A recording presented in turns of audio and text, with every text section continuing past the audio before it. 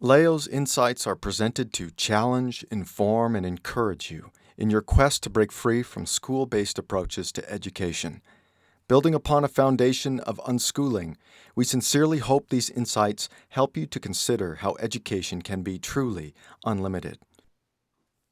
Why do most people, including those who are home educating, believe that only government-approved programming and accreditation will guarantee student success?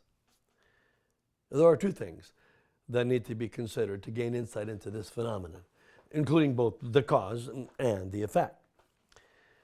There are two main players comprising the bulk of the education industry.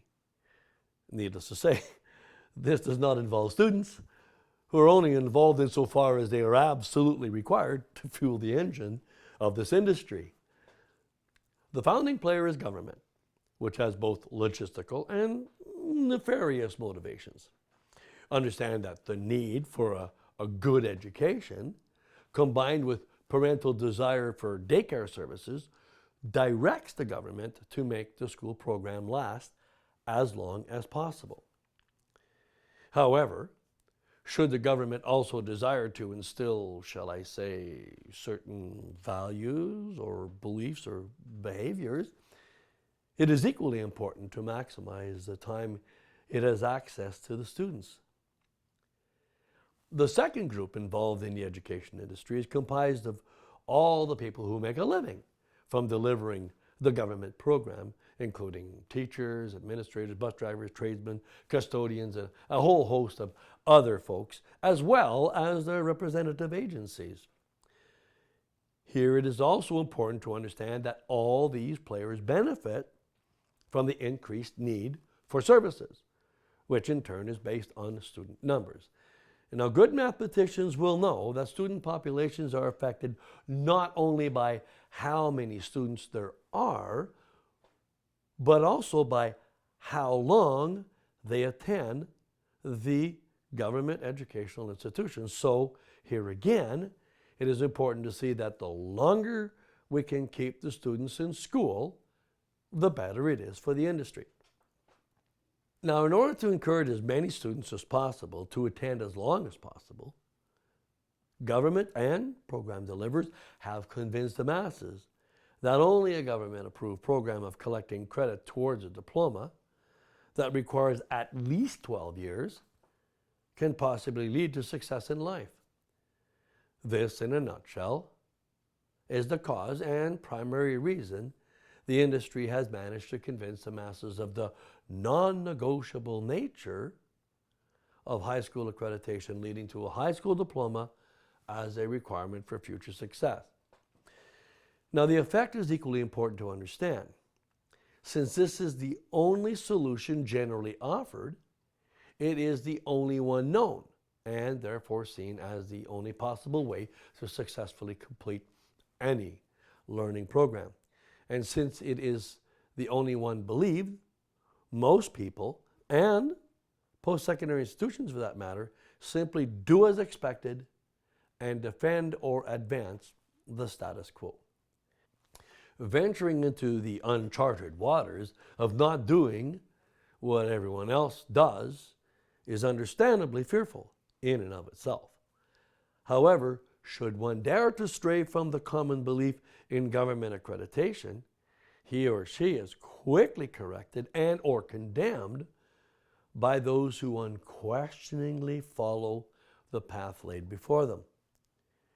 Fear and pressure are powerful allies for convincing the misinformed, and they have caused many a home educating family to simply give up and do like most everyone else, either sending the children back to school for their secondary level or attempting to fulfill the requirements for accreditation at home.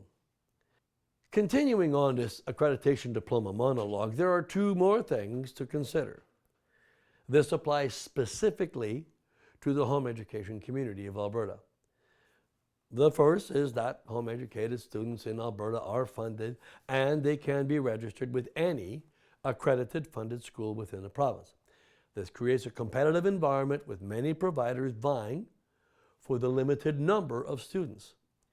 The second thing that must be understood is that while the home educated are free to follow or not to follow any curriculum, the government has higher levels of funding for government-accredited programs. This motivates providers to encourage the use of the better-paying public program.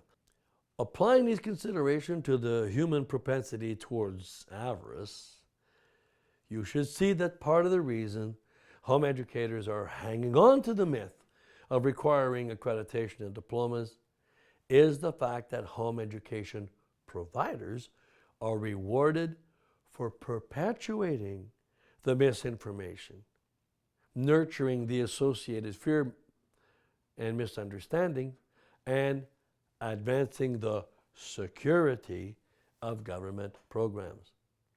It should therefore be obvious that home education providing school and agencies offering online, fully aligned, blended, or other variations of incarnations of public programming may not actually have the best interests of the students in mind, knowing that such programs simply pay better without really providing any provable benefit to the students.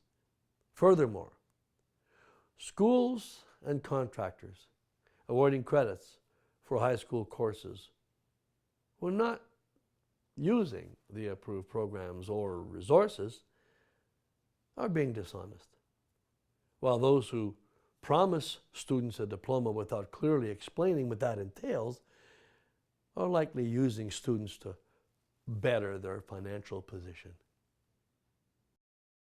We trust you were blessed by today's presentation. For more helpful information to guide you in your home education journey, please visit educationunlimited.ca and leogaumont.com. Be sure to like us and share us on Facebook.